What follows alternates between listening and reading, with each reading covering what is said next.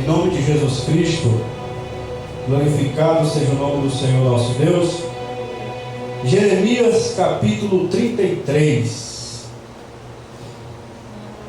É um versículo muito conhecido, mas, como dizem alguns irmãos, a palavra do Senhor se renova a cada dia. Na verdade, a palavra do Senhor é a mesma eternamente. Porém, a aplicação dela para nós, sim, se renova a cada dia.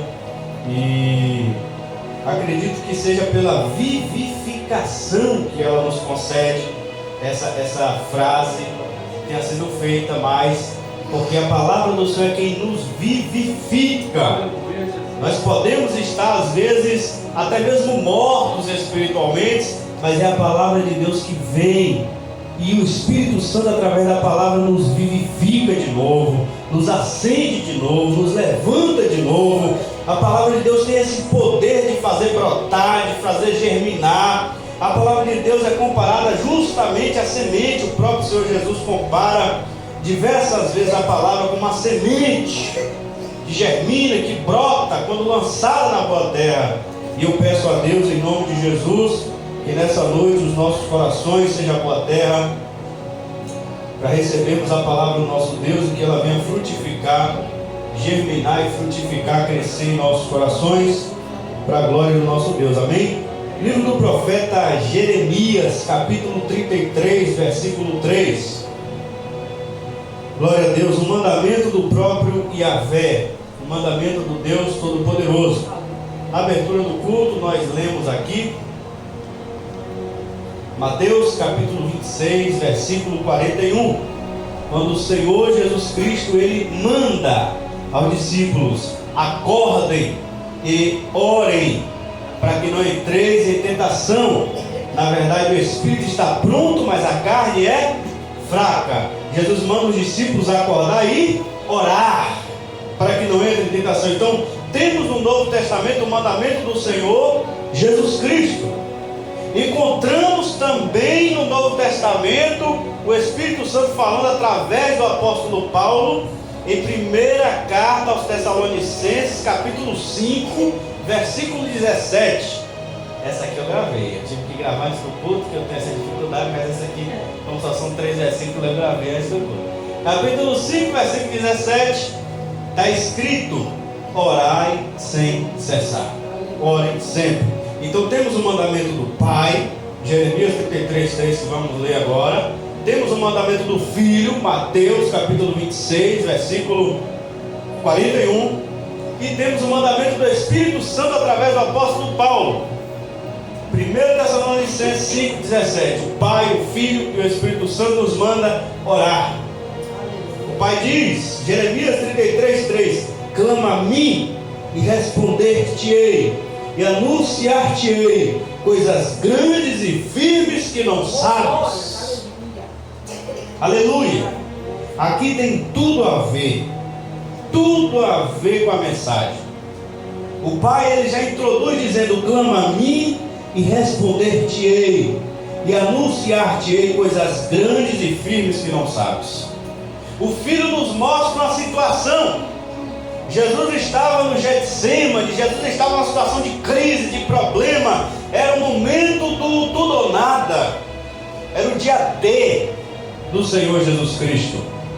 E ele vai orar ao Pai: Pai, se possível, passa de mim este cálice, mas que todavia não seja feita a minha vontade, mas a tua vontade. E Jesus vem para os discípulos e diz: orem, acordem e orem, para que vocês não entrem em tentação. Aqui o Pai diz: clama a mim, responder-te-ei, anunciar-te-ei coisas grandes e firmes que não sabes. Jesus vai dizer: no momento antes de você entrar em tentação, você precisa estar orando. Quando você entrar em tentação, você precisa estar orando, porque o espírito está pronto, mas a sua carne é fraca, precisa de oração. O Espírito Santo ele vai complementar quando ele diz: ore em todo o tempo. Ele vai repetir em Efésios 6 que nós tomamos as armaduras de Deus, orando em todo o tempo, com toda a oração e súplica por todos os santos. Mas hoje o que me chamou a atenção foi não só esse espírito de oração que nós já falamos aqui algumas vezes, mas o particular de Jesus em oração. O particular com Deus que jamais devemos abandonar. E devemos pedir para que o Espírito nos guie nesse particular com Deus. Porque Jesus, sendo Filho de Deus, se a gente ler Mateus capítulo 15, a gente vai encontrar Jesus orando de 6 horas da tarde aproximadamente até 3 horas da madrugada. São mais ou menos 9 horas de oração aproximadamente, ininterrupta. Diz a Bíblia que ele despediu a multidão. Diz a Bíblia que ele despediu os discípulos. Estava ali sozinho, ele e o Pai, em oração. Esse tanto de tempo, esse tanto de horas em oração. Jesus era o Filho de Deus. Jesus era o próprio Deus encarnado. E quem somos nós que hoje oramos 10 minutos e achamos que já estamos bons, já sabemos tudo, e achamos que já é o suficiente, já basta? Quem somos nós hoje, meros mortais, para não termos um momento de particular com Deus, de intimidade com Deus, para entender os mistérios de Deus, para compreender a mente do Senhor Jesus Cristo, para receber o Espírito Santo de Deus? Como Dona Luzia leu aqui hoje, o Espírito Santo desceu sobre aqueles 120, ela leu sobre a ascensão de Cristo, mas se a gente continuar Atos dos Apóstolos, depois que Cristo subiu, a gente vai encontrar a descida do Espírito Santo, que ele desceu sobre 120 que estavam no cenáculo reunidos, orando. A Bíblia vai dizer em Atos, no início, que a igreja estava unânimes em oração todo dia. Todos reunidos em oração, todo dia, no partir do pão, na comunhão dos santos, em oração, oração, oração, para que o Espírito Santo descesse. E antes, no momento da ascensão que Dona Luzia leu, antes de Cristo subir, ele diz: ficai em Jerusalém. Jesus havia dito: ide por todo mundo pregai, mas antes ele diz: ficai em Jerusalém, até que do alto sejais revestidos de poder. Pedro só pôde se levantar e pregar e ganhar 3.000 almas depois que ele recebeu o Espírito Santo e foi revestido de poder para pregar. A igreja só conseguiu abrir as portas e se espalhar pelo aquele mundo europeu, aquele mundo romano, aquele mundo grego, depois que o Espírito Santo desceu. Primeiro ela teve que se reclusar, né? Ficar ali em oração, no particular da igreja com Deus, para receber o Espírito Santo, para poder sair pelo mundo. Primeiro foi preciso orar: clama a mim e responder-te-ei, e anunciar-te-ei coisas grandes e firmes que ainda não sabes. Pedro estava em oração lá em Atos, quando ele recebeu aquela visão do lençol descendo com aqueles animais limpos e imundos, e Deus disse: Pedro, levanta-te, mata e come. Deus não estava falando de animais, Deus estava falando agora do Evangelho para os judeus e para os gentios, para que Pedro não fizesse mais acepção de pessoas. Pedro só disse essa palavra, está escrito em Atos também, quando ele diz: agora eu vejo que Deus não faz acepção de pessoas para salvar. Deus não tem esse tipo de diferenciação, de apartheid. Deus escolhe quem quer, do jeito que Ele quer, na hora que Ele quer, porque Ele é Deus e Ele ama a todos, porque Deus amou o mundo de uma tal maneira que deu seu único Filho, para que todo aquele que nele crê não pereça, mas tenha a vida eterna. Deus ama baiano, Deus ama paulista, Deus ama rio-grandense, Deus ama paraibano, Deus ama mexicano, Deus ama africano, Deus ama uruguaio, que bateu na seleção brasileira ontem. Deus ama os uruguaios, Deus ama os brasileiros, Deus ama. Deus ama, Deus não está olhando a etnia, Deus não está olhando a classe social, Deus não está olhando qual é a origem do passado da pessoa. Quando Deus chama eficazmente, Ele apaga o nosso passado e Ele escreve uma nova história para nós. A nossa história agora é escrita em Cristo. Não mais vivo eu, mas Cristo vive em mim, porque as coisas velhas se passaram e tudo se fez novo em Jesus Cristo. Mas Pedro só entendeu essa mensagem do Evangelho porque ele estava como? Orando. Diz a Bíblia que ele subiu para o terraço, meio-dia, e foi orar. Estava em jejum primeiro porque ele estava com fome, pediu para o pessoal preparar alguma coisa, depois ele subiu para o terraço, foi orar. Foi quando Deus mostrou essa visão para ele, e depois chegou o convite para ele ir pregar para um centurião da corte italiana chamado Cornélio, que não era judeu, mas a graça de Deus queria salvar aquele homem, para Pedro ver que Deus não faz acepção de pessoas para salvar. Até aquele momento a mente de Pedro era fechada. Pedro achava que o Espírito Santo só ia descer sobre os judeus ou sobre os judaizantes. Mas naquele dia Pedro entendeu que o Espírito Santo, Jesus veio para batizar tanto circunciso como incircunciso também. Pedro realizou o primeiro batismo de incircuncisos. A igreja chegou lá em Jerusalém e disse: por que você batizou pessoas que não faz parte da comunidade judaica? Pedro disse: porque quando eu cheguei lá, preguei a palavra, primeiro Deus me mostrou uma visão assim, assim, assim, a visão do lençol, e quando eu cheguei lá para pregar, o Espírito Santo caiu na casa e batizou todo mundo. Do mesmo jeito que aconteceu aqui em Jerusalém, quando a gente estava reunido no cenáculo, o Espírito Santo desceu também na casa de Cornélio e batizou a casa toda com o Espírito Santo. E se Deus batizou aquele povo gentil com o Espírito Santo, como é que eu poderia negar água para eles? Mas Pedro só descobriu essa grande obra do Senhor, esse grande mistério da salvação, porque ele estava o quê? Em oração. Pedro estava em oração. Grandes coisas clama a mim, e responder-te-ei, e anunciar-te-ei coisas grandes e firmes, que ainda não sabes. Somos ignorantes naturalmente. Nós temos a nossa ignorância natural. Nós temos o problema da dureza do nosso coração, que só o Espírito Santo de Deus pode quebrantar. Nós temos o problema da incredulidade, porque muitas das vezes somos levados a crer apenas no que vemos. Muitos de nós, muitas das vezes, somos igual ao Tomé, que só cremos quando vemos.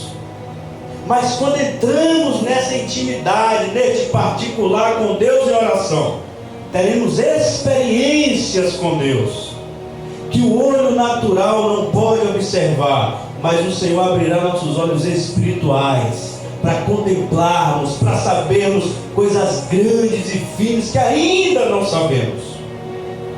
A iluminação da Bíblia, a iluminação da palavra não vem só pela leitura, ela deve vir pela oração, porque se só lermos a palavra e não orarmos para que Deus nos guie na iluminação dela, na interpretação correta, nós não teremos, nós não desvendaremos os mistérios, não desvendaremos o grande tesouro da graça que está em cada versículo, em cada capítulo.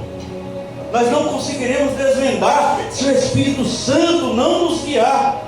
E o único meio de Deus nos revelar é através da oração, orando e trabalhando, como dizia Calvino, orando e trabalhando.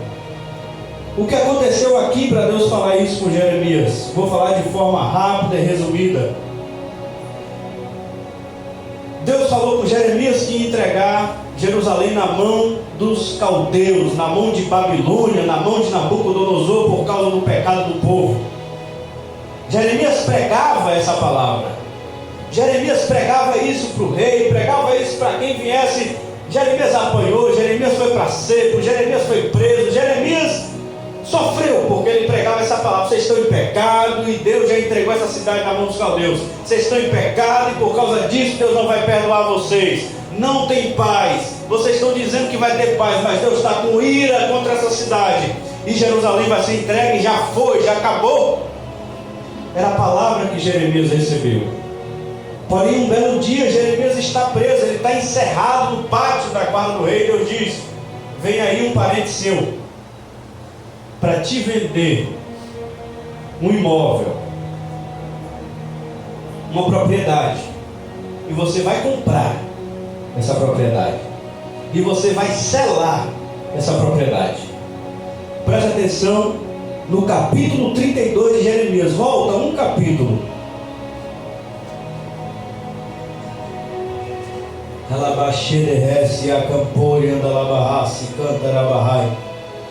Jeremias capítulo 32, versículo 24. Eis que os valados já vieram contra a cidade para tomá-la, e a cidade está dada na mão dos caldeus. Deus havia falado isso com Jeremias, era o que ele pregava. Presta atenção. A cidade já está dada na mão dos caldeus, que pelejam contra ela, pela espada e pela fome e pela pestilência.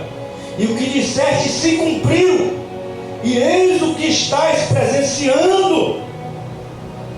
Jeremias já estava vendo o cumprimento da profecia que Deus tinha dado para ele.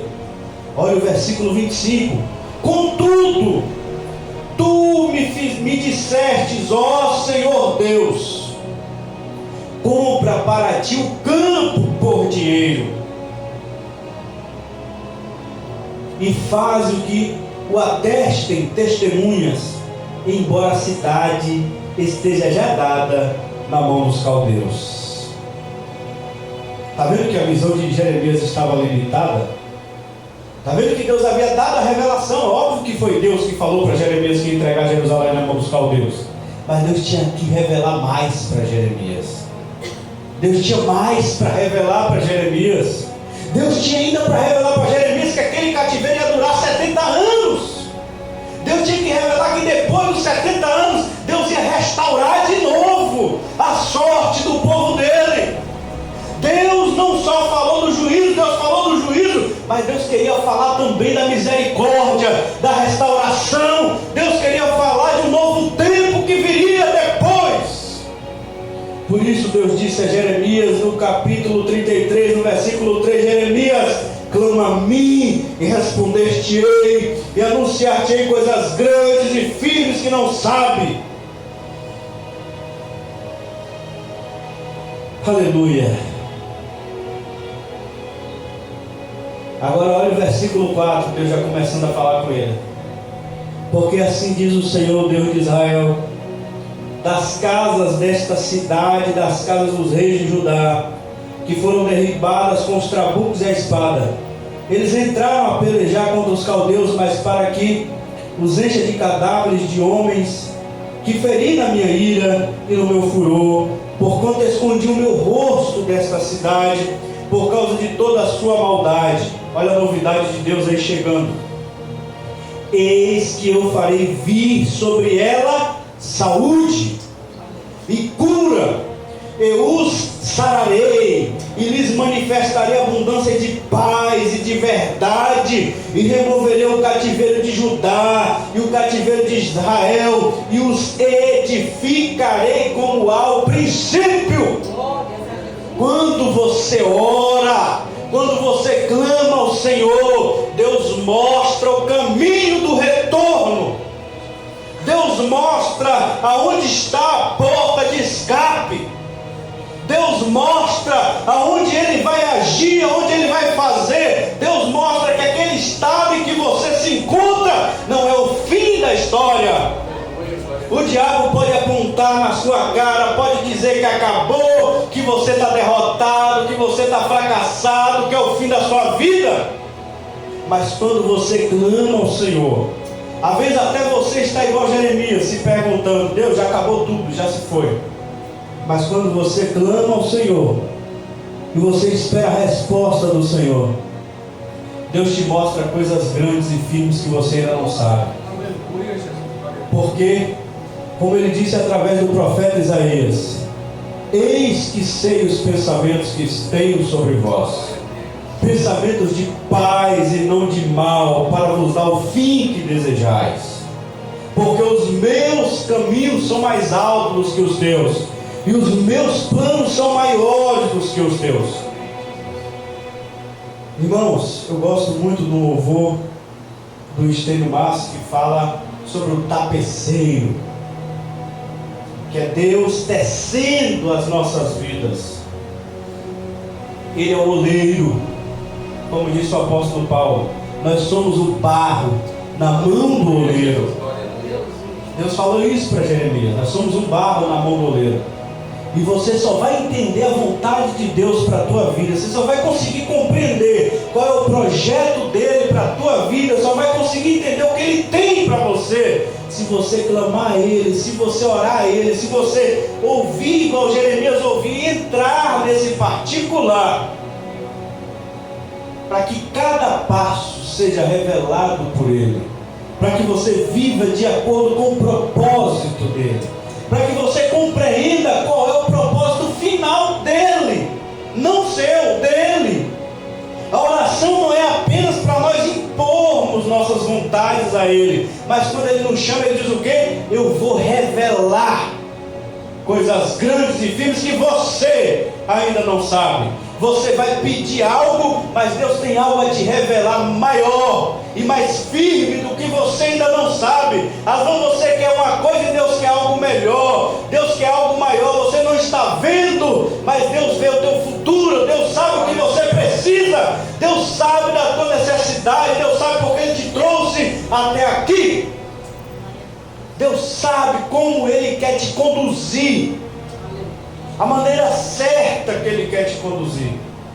E nós só vamos descobrir isso se a gente desenvolver esse particular de comunhão com Ele em oração. Clama a mim, responder-te-ei e anunciar-te-ei coisas grandes e firmes que ainda não sabe. Como igreja, precisamos orar para não perdermos o propósito. Nós estudamos nas cartas, e muitas igrejas, não foi, Deus? Perderam o propósito. Estudamos sobre, antes das cartas, apostasia. E a apostasia é exatamente sair do propósito de Deus. E a igreja só sai do propósito quando ela não ora para buscar o que Deus quer para ela. O que Deus quer para cada um de nós. Se Deus quer que eu cante, eu vou cantar. Se Deus quer que eu pregue, eu vou pregar. Se Deus quer que eu faça uma empresa, eu vou fazer uma empresa. Se Deus quer que eu trabalhe de outra coisa, eu vou trabalhar. Se Deus quer que eu evangelize, eu vou evangelizar. Se Deus quer que eu faça qualquer coisa, eu vou fazer. Mas eu preciso orar para que Deus me guie o que Ele quer que eu faça. É uma frase muito linda do John Wesley, que 4 horas da manhã se apresentava a Deus, e diz ele que era para perguntar ao general quais eram as coordenadas para aquele dia. E se apresentava a Deus todo dia, 4 da manhã, para pedir ao general, ao Senhor dos Exércitos, o que é que Deus queria, qual era a missão para ele, de cada dia que ele buscava de Deus. Esse é o propósito da oração, que Deus nos chama para o particular. É mais para que Ele se revele a nós, do que a gente se revele a Ele. Sim, é importante abrirmos nosso coração, é importante descarregarmos sobre Ele a nossa queixa, como leu aqui a nossa irmã Esbarri, no Salmo 141, do salmista Davi, o homem que mais se derramou diante de Deus no Antigo Testamento. Nós conseguimos ver o salmista completamente derramado perante Deus em cada salmo, lindo, como esse do Salmo 141, inclusive, muito lindo. E ele diz: Senhor, perante ti exponho a minha queixa, eu derramo a ti o meu lamento. Em vários salmos ele vai dizer: Senhor, minha carne está magra de tanto jejuar, eu estou secando meus olhos de tanto chorar, eu molho. Ele chega a ser, fazer hipérbole, eu molho o meu travesseiro com minhas lágrimas. Até quando, Senhor? Eu estou expondo diante do Senhor minhas queixas, minhas petições, mas ele não deixa de receber de Deus a iluminação. Você pode observar que eu amo os salmos, principalmente de Davi. O de Asaf é meio monótono no final, é sempre meio deprimente ainda, e outros mais autores, mas os de Davi, tanto que é o principal salmista, nenhum salmo de Davi vai terminar derrotado. Nenhum salmo de Davi, por mais que ele entre quebrantado e derrotado e, sabe, no desespero, ele apressa-te, ó Deus, e me livrar, Senhor, porque estou aflito e necessitado. Mas ele termina sempre dizendo: o Senhor é minha força, o Senhor é minha rocha, Ele eu terei vitória, eu vou quebrar um arco de aço, com o Senhor eu vou quebrar um arco de bronze, eu vou saltar uma muralha. Davi nunca termina um salmo derrotado, ele sempre termina com certeza da vitória, com certeza de que Deus está com ele. O Senhor está comigo, não temerei o que me possa fazer o homem, o Senhor está comigo. Ele sempre termina um salmo com fé, com confiança, com fortaleza, porque ele recebe a revelação da força de Deus com ele. Ele não fala aquelas coisas de boca para fora, nem bom que ele nunca perdeu nenhuma guerra, ele não vê uma derrota de Davi, porque ele sempre buscou o Senhor e recebeu de Deus a iluminação, a revelação. É isso que devemos entender. Deus nos chama para esse particular, e nós é quem perdemos se nós negligenciarmos esse chamado. Quem perde somos nós, se negligenciarmos esse chamado de Deus. Clama a mim e responder-te-ei, e vou te anunciar coisas grandes e firmes que ainda não sabes. Que possamos nos dedicar cada dia mais ao particular nosso de oração com o Senhor nosso Deus. Que possamos dedicar tempo. Começamos devagar, aos poucos. Começamos num tempo rápido, às vezes, uma pausa para um café, uma pausa para alguma coisa. Às vezes pegamos o celular, nos distraímos um pouquinho no Instagram, no WhatsApp, vamos olhar algumas mensagens desnecessárias. Nesse momento seria um momento de ligarmos o nosso pensamento em Deus. 5 minutos, 10 minutos, 5 minutos, 10 minutos, 20 minutos. São pausas, são coisas rápidas. E se nós entrarmos em oração e aproveitarmos esse tempo, daqui a pouco Deus estará desenvolvendo em nós esse ministério de oração, que às vezes pode começar pequeno, mas vai se desenvolver. Daqui a pouco vamos estar igual aquela mulher do filme Quarto de Guerra, que começou devagarinho, daqui a pouco ela amanheceu o dia orando, não queria mais terminar de tanto orar. Não sei quem já assistiu esse filme, mas eu recomendo, inclusive, Quarto de Guerra. Ele é muito bom.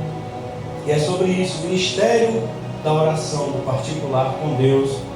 E é aos poucos que a gente desenvolve, e a vitória está aí. Amém? Possamos guardar essa palavra em nossos corações, essa ordem, esse mandamento. Fica de pé nesse momento.